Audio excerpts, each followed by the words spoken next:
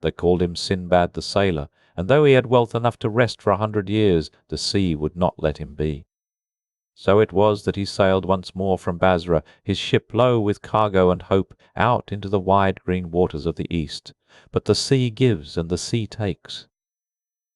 On the 9th day the sky turned the colour of an old bruise, and a wind came howling out of the north that no sail could answer. The little ship rose upon the black waves like a leaf upon a flood, and every man aboard commended his soul to God. When Sinbad woke, the storm had passed, and he lay half drowned upon a strange shore. Of his ship and his companions there was no sign, only broken timbers and the endless whisper of the tide. He was alone upon an island without a name, with neither food nor water nor any road that led home. For a long while he sat among the wreckage and grieved. Then, being a man who had cheated death before, he rose, dried himself in the hard sun, and set out to learn what manner of place the storm had cast him upon. Deep inland he came upon a thing that stopped his breath, a great white dome, smooth as polished bone, taller than the mast of any ship he had sailed. He walked all the way around it, and found neither door nor window nor seam. He set his hand against it, and it was cool, and faintly it seemed to tremble, as though something vast and living slept within. Sinbad frowned, and searched the sky, and only when a shadow began to swallow the sun did the truth come to him. It was no dome at all. It was an egg. The sky went dark. Not with cloud, but with wings. Down out of the failing light came a bird so vast that the sun vanished behind it, the rock, of which old sailors whispered and wise men only laughed.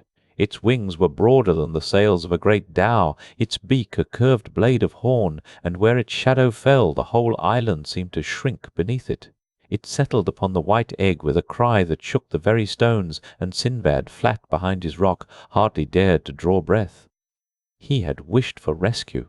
He had not thought to wish for this. Now Sinbad was a clever man, and clever men do not sit waiting to be devoured. While the great bird slept upon its egg, he unwound the long cloth of his turban and lashed himself fast to one of its mighty legs, thick as the trunk of a palm.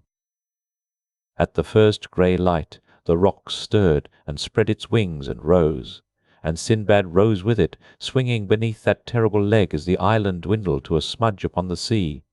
He shut his eyes against the wind, and held on with the last of his strength, and prayed that wherever the bird carried him, it would be a place where a man might yet live. The rock came to earth in a place stranger than any dream, and Sinbad slipped free and hid among the rocks until the great bird flew on.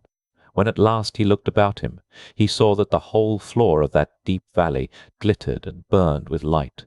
For it was strewn, thick as gravel underfoot, with diamonds. No king upon the earth possessed such a treasure, yet his joy died quickly in his throat. The valley walls rose sheer and unclimbable on every side, a prison of stone, and among the shining stones he heard a slow, dry, dreadful slithering. He was not the first man to covet this place, and its guardians were serpents great enough to swallow an elephant whole. By day Sinbad gathered diamonds until his robe hung heavy with them, but when night came down upon the valley he learned what true terror was. The serpents crept out to hunt, and he found a shallow cleft in the rock and rolled a stone across its mouth, and through the long dark he lay listening to them pass. The hiss and the drag of coils larger than any beast that God had made known to men sounded close beyond the stone. In the grey morning he crept out sleepless and trembling, and he understood at last that a few more nights in that shining place would surely be his end. Treasure, he thought, is a cold comfort to a man in his grave. Then Sinbad remembered an old tale he had once been told in a far-off market, and with the memory came hope. High upon the cliff-tops, he knew, cunning merchants would cast down great joints of meat into the valley they dared not enter. The diamonds below would cling fast to the meat where it fell, and the eagles that nested upon the heights would swoop and seize it, and bear it up to their eyries, where the waiting merchants would drive them off and gather the jewels. So Sinbad chose the finest and largest of his stones, and bound them tight to a fallen slab of meat. And then, whispering a prayer, he did a madder thing still. He lay down upon the meat himself, and clutched it to his chest, and did not wait long. A great eagle stooped screaming out of the sky, closed its talons about the meat and the man together, and bore them both up the sheer cliff in a rush of wind and beating wings. Sinbad clung with all his failing strength, swinging over the shining abyss, until the bird flung its burden down upon a broad stone ledge and folded its wings to feed. At once there rose a great shouting and clattering of sticks, the merchants rushing to drive the eagle from its prize. And so the startled bird fled into the air, and left behind it a fortune in gems and a living man where they had looked to find only meat. When the merchants saw a man stand up where they had thrown down meat, they cried out and fell back in fear, taking him for some demon of the valley.